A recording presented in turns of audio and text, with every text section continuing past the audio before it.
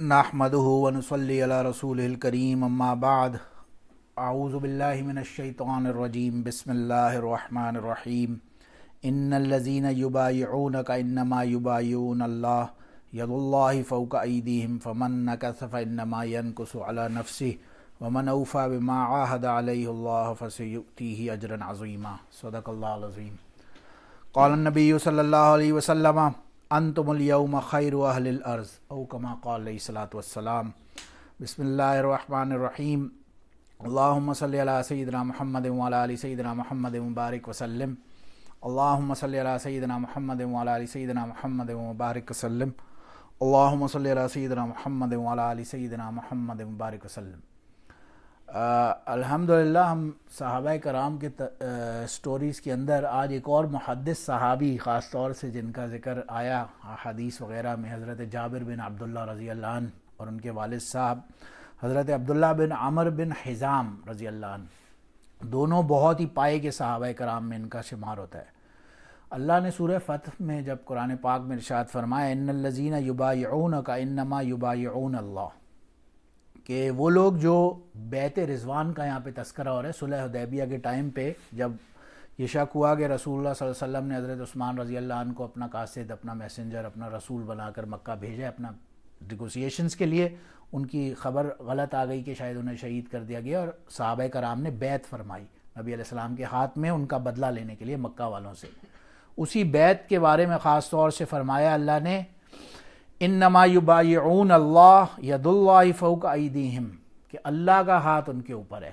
यानी कोई आम बात नहीं है, एक तो नबी अलैहिस्सलाम की बैत नबी अलैहिस्सलाम के हाथ पर, और फिर अल्लाह फरमा रहे हैं यदुल्लाहि, अल्लाह का हाथ फ़ौक़ अयदीहिम, उनके हाथों के ऊपर तो अल्लाह का हाथ है। यानी अल्लाह की इसके अंदर डायरेक्ट रज़ाबंदी, डायरेक्ट अप्रूवल शामिल है। हज़रत जाबिर बिन अब्दुल्ला रज़ी अल्लाह अन्हु फरमाते हैं कि जब ये बैत रिज़वान हमने की मक्का के करीब, तो रसूलुल्लाह सल्लल्लाहु अलैहि वसल्लम ने फरमाया अंतुमुल यौम खैरु अहलिल अर्ज़, हमसे रसूलुल्लाह सल्लल्लाहु अलैहि वसल्लम ने फरमाया आज के दिन तुम लोग दुनिया के लोगों में बेहतरीन लोग हो, तुमसे बेहतर कोई बंदा हो ही नहीं सकता। और हज़रत जाबिर फरमाते हैं रज़ी अल्लाह अन्हु कि जब ये रसूलुल्लाह सल्लल्लाहु अलैहि वसल्लम फरमा रहे थे तो मैं उस दरख्त को बिल्कुल कैटेगोरिकली क्लियरली देख रहा था। बताए ना ज़िबायिनु का तहत शजरा, उस दरख्त के नीचे बैठकर वहाँ पे बैत फरमाई, और इतना मुबारक ये टाइम था कि अल्लाह ने कुरान में आयत नाजिल फरमाई। अल्लाह ने फरमाया लक़द रज़ी अल्लाहु अनिल मुअमिनीन इज़ युबायिऊनका तहत शजरा, श्योरली लक़द मोस्ट श्योरली रज़ी अल्लाहु अनिल मुअमिनीन, अल्लाह इन मुअमिनीन से राज़ी हो गया। यानी अब एक बात है प्रेजेंट टेंस की, फ्यूचर टेंस की तो बाद में होगी, अमाल का दारो मदार होगा। अल्लाह फरमा रहे हैं रज़ी अल्लाहु अनिल मुअमिनीन, अल्लाह राज़ी इनसे हो गया, इज़ युबायिऊनका तहत शजरा, के जो लोग उस वक्त उस दरख्त के नीचे बैत कर रहे थे। तो ये बहुत ही पाए के सहाबाए कराम हैं, ज़ाहिर है हज़रत जाबिर और दोनों इनके वालिद साहब। ये बैत उक़बा सानिया, हमने बार बार इसका तस्करा सहाबाए की स्टोरीज़ में किया। मदीना के कबाइल में से खजरज, और एक औस था और एक खजरज, तो खजरज कबीला जो था उसके ये वन ऑफ द सरदार्स में से थे इनके वालिद साहब हज़रत अब्दुल्ला बिन अमर बिन हिज़ाम।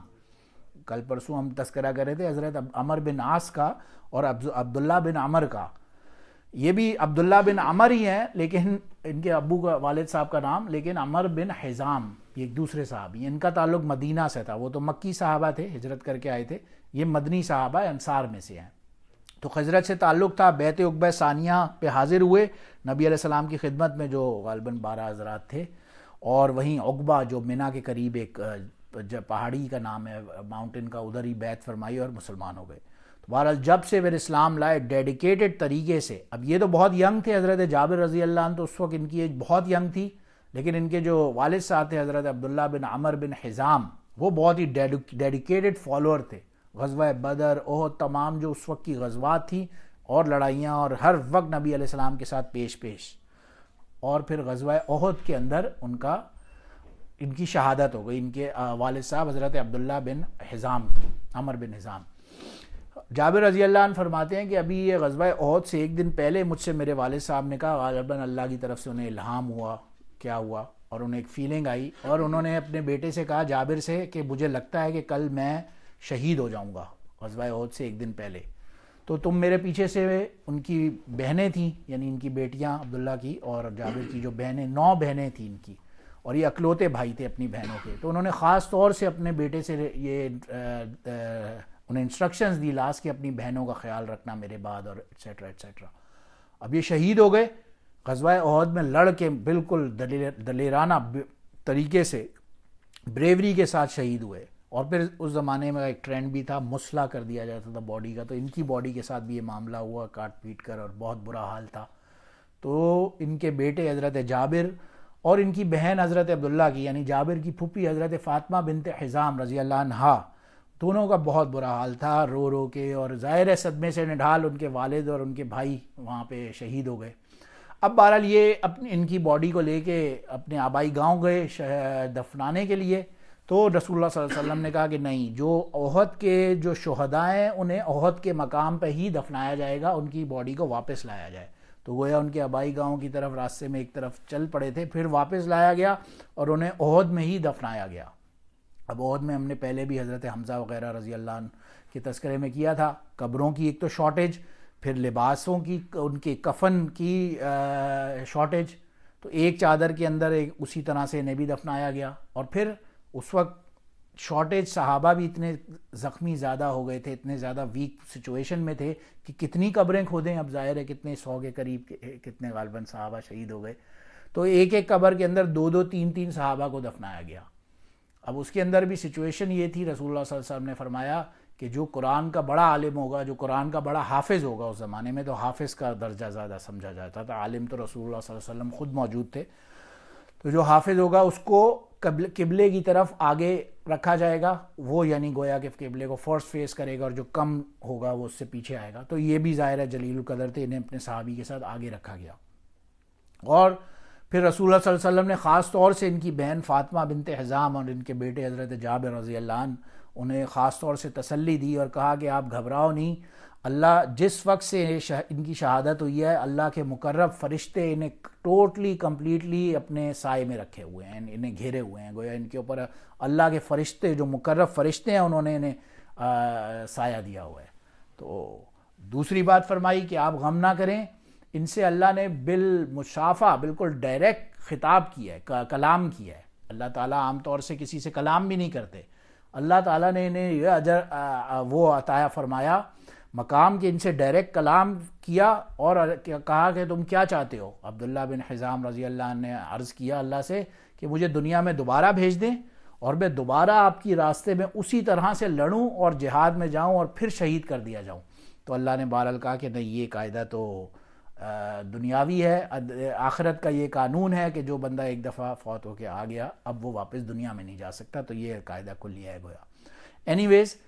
اب ان کے بارے میں اور ایک میریکل امام مالک رحمہ اللہ نے اپنی موطا امام مالک کے اندر لکھا ہے۔ موطا امام مالک حدیث کی بہت فرسٹ کتابوں میں سے ہیں، بخاری مسلم ترمذی تو بعد میں آئی ہیں 200-250 ہجری میں، امام مالک رحمہ اللہ 96 ہجری میں ان کی ڈیٹ آف برتھ ہے، اور غالباً 100-125 ہجری کے آس پاس ان کا ٹائم چلتا ہے، 150 ہجری کے آس پاس۔ تو ان کی وہ بہت ارلیسٹ کتابوں میں سے حدیثوں کی موطا امام مالک کے نام سے کتاب ہے، بعض حضرات نے اسے بھی صحاح ستہ کے اندر شامل فرمایا ہے۔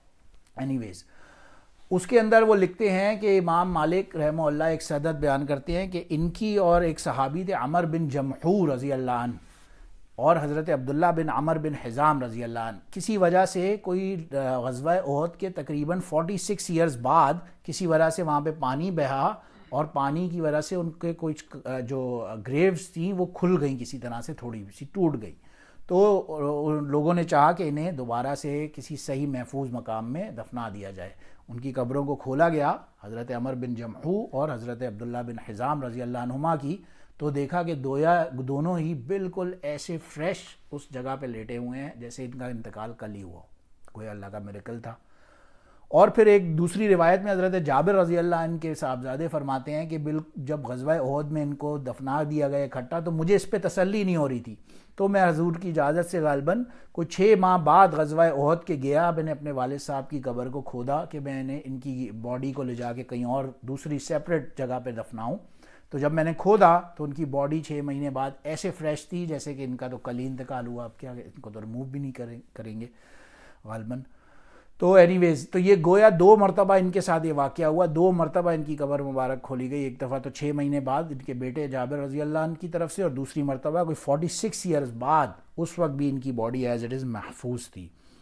اینی ویز اللہ پاک نے ان کو بڑا مرتبہ عطا فرمایا۔ اب ان کے بیٹے بھی اسی طرح سے، جابر رضی اللہ عنہ جو تھے وہ بھی ظاہر ہے جب باپ ایسا ہو تو بیٹا بھی کس لیول کا ہوگا، وہ بھی اسی طرح سے ڈیڈیکیٹڈ۔ غزوہ بدر اور احد میں وہ پارٹیسپیٹ نہیں کر سکے تھے because he was very young, اور ان کے والد صاحب جایا کرتے تھے جب تک غزوات میں، بدر میں، احد میں، تو انہوں نے بیٹے سے منع کیا کہ نہیں، ہم گھر کا ایک بندہ جا رہے تو تم گھر پہ بہنوں کے لیے، اور یہ اور وہ ویسے بھی اس وقت بہت ینگ تھے، غالباً 11 12 13 سال ان کی ایج تھی۔ اس کے بعد فرماتے ہیں کہ میں تمام غزوات میں شامل ہوا، اور ایون رسول اللہ صلی اللہ علیہ وسلم کے بعد بھی میں کوئی 19 غزوات میں نے حصہ لیا ہے ان کے بعد۔ تو بہت ہی پائے کے ظاہر صحابی تھے، اور بہت رسول اللہ صلی اللہ علیہ وسلم خاص ان کا اکرام فرمایا کرتے تھے۔ ان کے والد کی قربانی کی بھی وجہ تھی، اور ان کی اپنی بھی قربانیاں تھیں، بہت ان کا احساس کرتے تھے اور دیکھتے تھے۔ انہوں نے شادی کی ایک عمر رسیدہ خاتون سے، تو رسول اللہ صلی اللہ علیہ وسلم نے پوچھا کیا ہوا تم نے شادی کی؟ انہوں نے کہا ہاں میں نے اس لیے کی ہے ایک عمر رسیدہ خاتون سے کہ میری 9 بہنیں ہیں، اور یہ ایٹسیٹرا ایٹسیٹرا ساری ایکسپلینیشن دی۔ انہیں جواب بڑا اچھا معلوم ہوا، بہت پسند آیا ان کا، اور بہت خوش ہوتے تھے ان سے، ان کا خاص خیال رکھتے تھے۔ ایک مرتبہ ایک سفر سے واپس مدینہ منورہ تشریف لے جا رہے تھے، تو ان کے اونٹ پہ بیٹھے ہوئے تھے، واپس مدینہ آ کر ان کا اونٹ خریدا ان سے،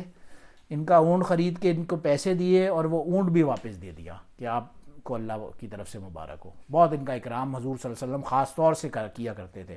اور وہ فرماتے ہیں اسی سفر میں حضرت جابر رضی اللہ عنہ فرماتے ہیں کہ رسول اللہ صلی اللہ علیہ وسلم نے میرے لیے کوئی 25 مرتبہ مغفرت کی دعا فرمائی تھی۔ بہت پائے گئے ظاہر صحابی تھے، اور پھر رسول سے محبت اور حدیث اور سنت کا ایک خاص شوق ان کے اندر گویا کوٹ کے بھرا ہوا تھا۔ اس لیول کا ان کے اندر قربانی کا جذبہ تھا کہ ایک ایک حدیث لینے، کبھی مکہ چلے جاتے تھے مدینہ سے، ایک کسی سنا جی مکی صحابی کے پاس رسول اللہ صلی اللہ علیہ وسلم کی فلاں حدیث ہے، تو وہاں سے سفر کر کے مکہ چلے گئے، وہاں صحابی سے حدیث لی، واپس مدینہ منورہ تشریف لے آئے۔ ایک مرتبہ تو ان کا ایک واقعات میں لکھا ہے، یہ آل دا وے ایک صحابی سے ایک حدیث لینے کے لیے انہوں نے آل دا وے مدینہ سے ایجپٹ مصر تک کا سفر کیا، وہاں سے صرف حدیث سنی صحابی سے، اور واپس مدینہ منورہ تشریف لائے۔ تو ایک ایک حدیث کے لیے یہ صحابہ کرام کا کتنا بڑا سفر اور مجاہدہ تھا۔ اللہ پاک ہمیں سمجھنے کی توفیق عطا فرمائے۔ اور ان کی بہرحال بہت ہی لمبی طویل عمر تھی، انہوں نے 78 ہجری میں غالباً آتا ہے روایات میں کہ ان کی وفات ہوئی، اور یہ one of the very last صحابہ کرام میں سے تھے جو مدینہ منورہ میں اسلام لائے تھے۔ اللہ پاک ہمیں ان کے حوال سمجھنے کی اور ان سے سیکھنے کی توفیق عطا فرمائے۔ وآخر دعوانا الحمد للہ رب العالمین۔ سبحان ربک رب العزت عما یصفون وسلام علی المرسلین والحمد للہ۔